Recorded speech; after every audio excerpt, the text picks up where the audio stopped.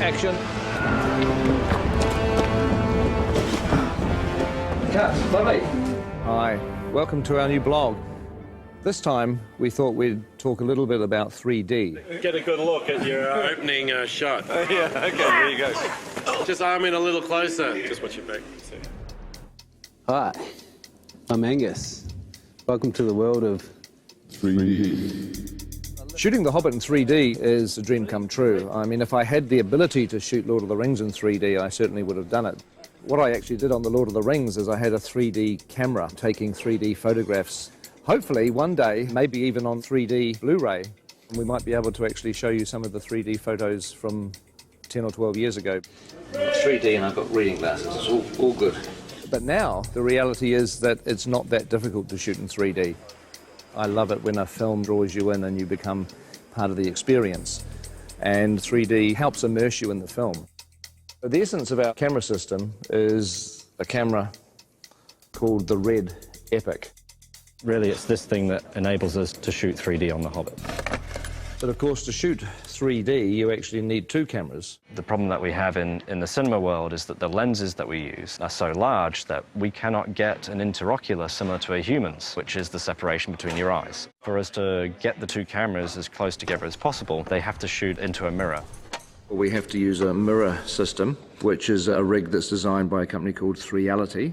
one's left eye, one's the right eye. One shoots through a mirror, the other one bounces off a mirror, and so the two images are perfectly overlaid. With using two eyes, we can move the cameras apart and also, more importantly, is find a convergence point. For example, see around someone's face, just like you're looking at a friend. The convergence point is the screen plane itself. 3D forms two places: positive space, which is inside the box, what you see behind the person who's standing on the screen, and negative space, which is what you feel comes out into the audience, an arm, a bullet, or whatever you want. And the whole idea with these rigs is you can change the interocular and the convergence as we're shooting. We can see that separation on a 2D screen with a left and a right eye overlay. So we can do this live throughout a shot, changing our 3D effect the whole way through. Roll sound. We're watching the movie in 3D as we make it. That looks so good. You almost feel like you're in it. A lot of people have an image of 3D being big and cumbersome, and that's true, but we've got a lot of different rigs that we've built for different purposes. It's actually easier in this weird 3D world to have different camera systems for different uses. So this is a camera that we built to go on a crane that can move around and it never comes off the crane. This is the TS5 in a handheld mode. It's our main workhorse camera. It's light, it's small, so it allows Peter to get into very tight, narrow corridors and caves as if he would with a 2D camera. Oh, yes, yes, yes. You know, mobile camera work has always been very important for the films that I've made, and the last thing I wanted to do when we went to 3D was to restrict or change the shooting style. So with the camera doing the help as well, you don't need me to do much. It was very important for The Hobbit that we feel like the same filmmakers have gone back into Middle-earth to tell a new story. We're shooting at the same speed as you'd shoot 2D. Dollies, cranes, Steadicam, we put it on the shoulder and we shoot handheld. The same as we would always shoot a movie. Of course, once you've got 3 or 4 cameras for main unit, you need 3 or 4 cameras for second unit, which is 8 cameras, which is really 16 cameras. This is the world of the Hobbit camera department. We have 48 Red Epic cameras, and they're on 17 3D rigs. This one's called Walter, which was my grandfather. This one's Ronald, my uncle.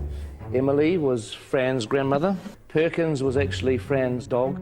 Witchy Poo, Frank, Bill is my dad.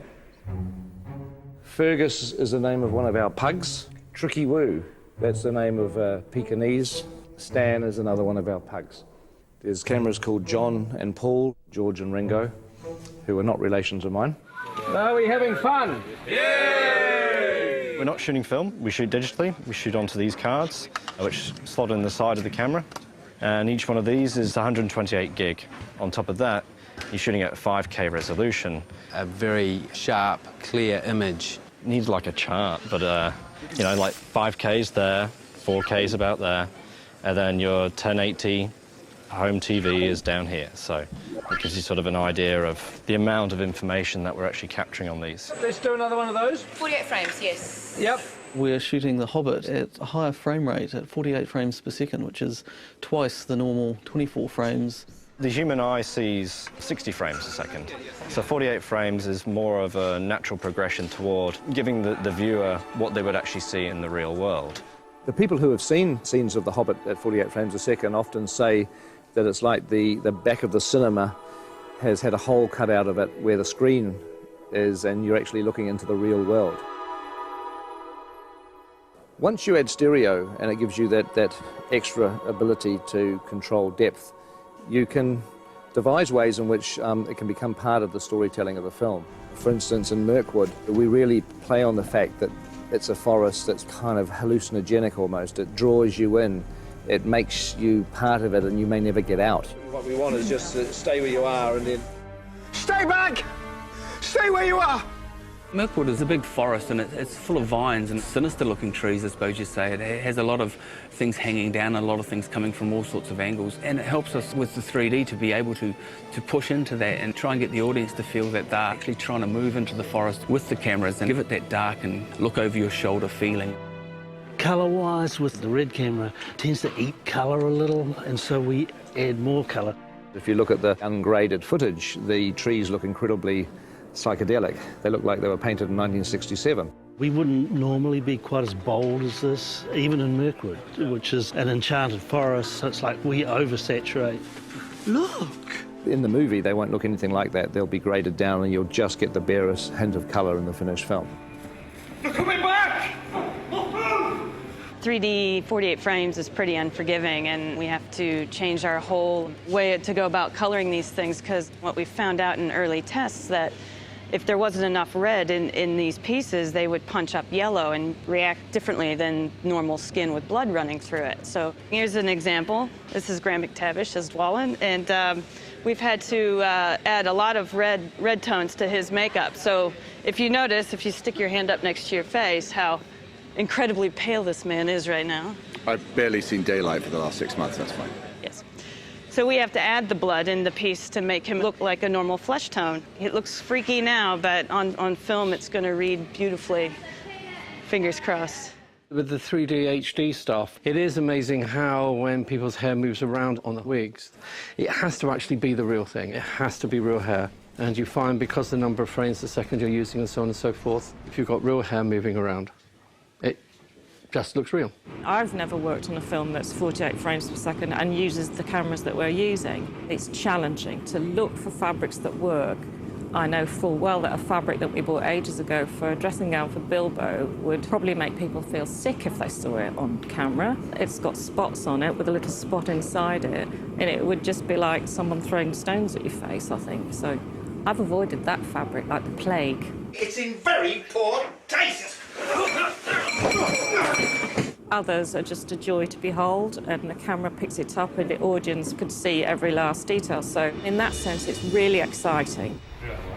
This film is really breaking new grounds in many ways as far as the technology of the filming goes. But John and I are still working in our time-honoured methods of pencil and charcoal, composing pictures in 2D. And we thought we'd try and come up with some way of actually incorporating a 3D aspect into the way that we were producing the concept art. That might communicate more clearly to Peter and to the other technicians. So what we're doing is 2 drawings. One is in red, one is in blue, and the 3D glasses have a red lens and a blue lens, one for each eye. Don't go too heavy on it. This is probably the first serious cinema production where the actual concept art has been done in 3D. Rather than sharing just the same office, we're actually sharing basically the same vision. Vision, yeah. There's been a bit of a tendency for me to take on the blue, and obviously, you know, sitting on the right-hand side of the picture, it's easier to actually get your head around the left side. It doesn't make sense when you try and explain it like that.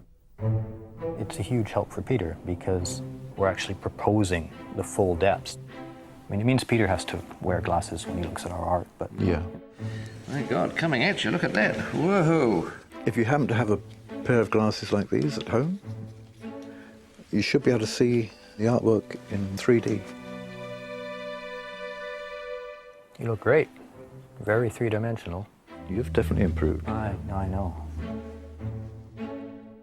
So I hope you found this blog interesting. I know it's a little frustrating because just about everything we've been talking about you can't actually see at the moment. You can't see the 3D, you can't see the 48 frames, you can't see the 5K, but you will. December 2012, you'll finally get a chance to see what we've been talking about. Anyway, I've got to get back to set. It looks like they're almost ready for me down there. We're actually shooting today, as you can see, in a pine forest, but it's not really a pine forest. It's a polystyrene and plaster pine forest. But very shortly, we're going to be leaving the studio and moving on to locations for a few months. So the next time we see you will be from a location somewhere in New Zealand. Catch up with you soon.